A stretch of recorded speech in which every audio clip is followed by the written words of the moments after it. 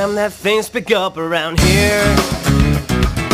Winter and its lazy days are the worst times of the year. When I think of what could be done, the skies were warm and clear. It makes me wish things would pick up around here.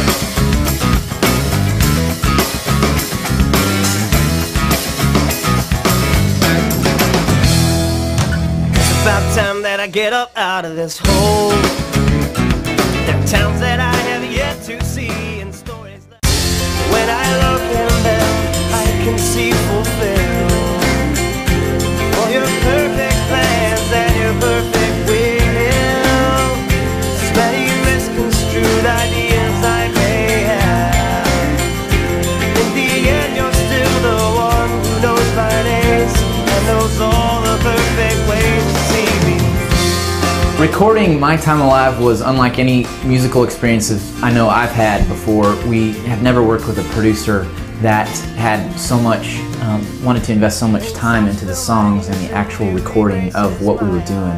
Ed would have these ideas and he would play them and then run the idea off of us, and sometimes we would just kind of go, yeah, Ed, that sounds good. And then 2 days later we're listening back and going, man, that rules. I love it.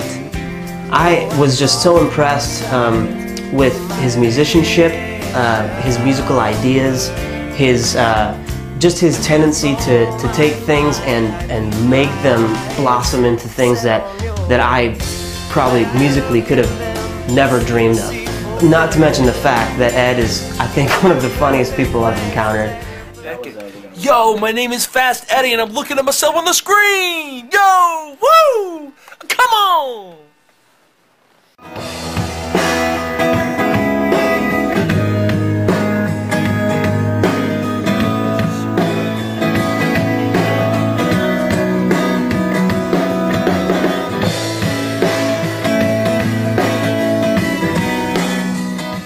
I need to make a video right there. All y'all just doing that. Just flipping back and forth, group shot. I've never recorded drum tracks laughing uncontrollably. In fact, I'm surprised there aren't more mistakes on the CD.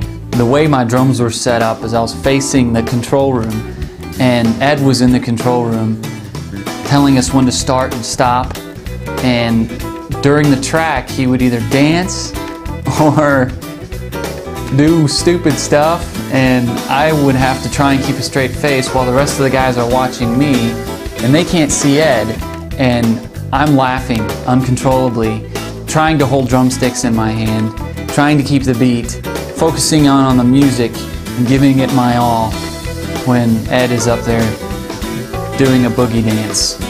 And I got nothing on that.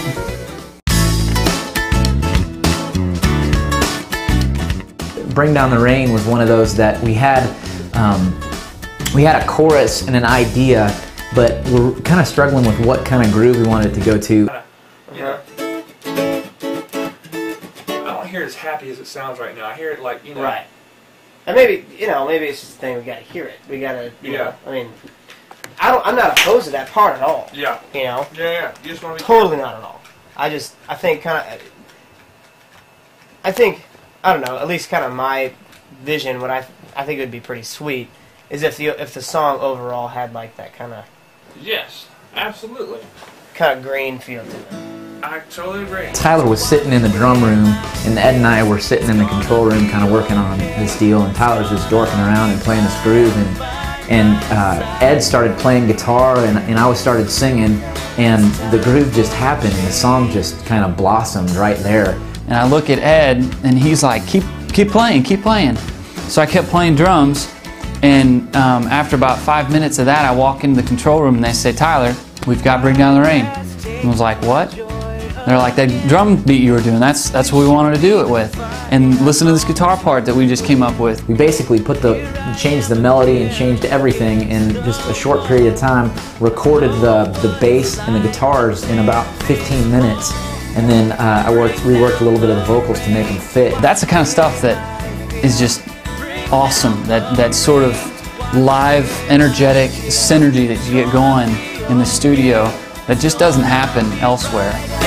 By my side. came down from above, the heavens applaud. Oh, for the ultimate. We recorded the CD in the wintertime, so needless to say there were a lot of warm cups of coffee. Just gonna make a little coffee.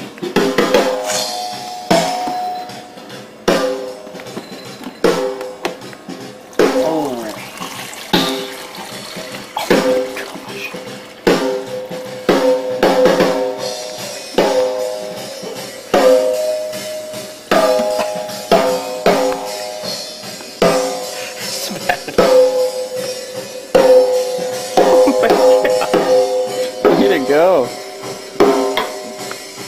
That's Rob who doesn't know how to pour all over the ground. When somebody else was tracking a part, or Ed was working on vocal comps, and it was something where everybody wasn't involved, you know, we'd sit and play guitar, or we'd just kind of have time to ourselves to get some business stuff done. We played a lot of PlayStation. Yeah, I got pretty good at Tony Hawk 3, I think is what it was. It's a skateboarding video game, which is, you know, great because I was never a good skateboarder, but on this video game I could, like, you know, do flips and stuff. So that was pretty cool. If you could count up the hours that you're actually in there working, it would be pretty scary, I think, as compared to when you're not working.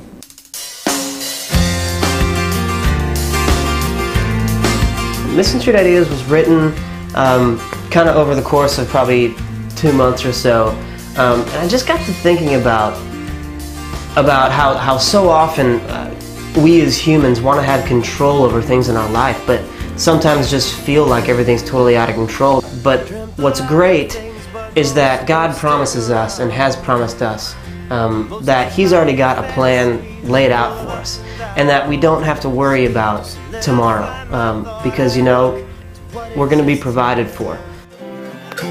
In the end, you're still the one who knows my days and knows all of the bad ways to see me through. When I look in there, I can see fulfilled all your perfect plans and your perfect will. See me through. See me through.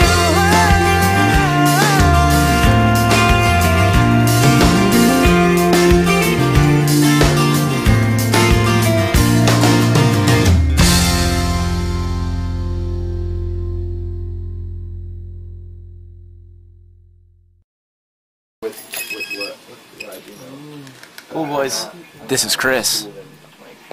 Hello. What, you want to book the pool, boys? Ha, get in line. I'm glad I didn't. I'm sure. Everybody else does, too. Yeah, what's the rate? Oh, no, 10 grand, yeah. No, that's per show. Yeah. I mean, I learned slower, you know. Yeah, that's what it is. Because then you develop. Yeah. Yeah.